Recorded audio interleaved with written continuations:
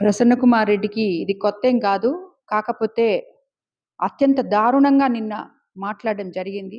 అక్కడ ఆ మీటింగ్ హాజరైన ప్రెస్సోళ్ళ దగ్గర నుంచి వాళ్ళ నాయకులు కూడా చెవులు మూసుకునే విధంగా అతను మాట్లాడాడు. ఒక మహిళా ఎమ్మెల్యేని ఏ రోజైతే అతని అవినీతి గురించి నేను మాట్లాడతానో దానికి సమాధానంగా అతను ఉన్నత కుటుంబంలో ఉన్న స్త్రీల గురించి ఇలా మాట్లాడితే వాళ్ళు మళ్ళీ మాట్లాడరు, ఇతను నోరుకి భయపడిపోతాము అని చెప్పి అతని ఇష్టం వచ్చినట్టు మాట్లాడాడు. అది కరెక్ట్ కాదు. నేను కంప్లైంట్ ఇవ్వబోతున్నాను. ప్రసన్నని అరెస్ట్ చేయాలి.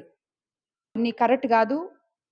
ఎందుకంటే వేమిరెడ్డి ప్రభాకర్ రెడ్డి గారి గురించి, నా గురించి జిల్లానే కాదు రాష్ట్ర ప్రజలకి మొత్తం తెలుసు. మేము 10 మందికి సాయం చేసే వాళ్ళమే కానీ 10 మందిని హక్కును చేర్చుకునే వాళ్ళం కానీ ఇలాంటి సంస్కారము మాకు లేదు, సంస్కృతి మాది కాదు.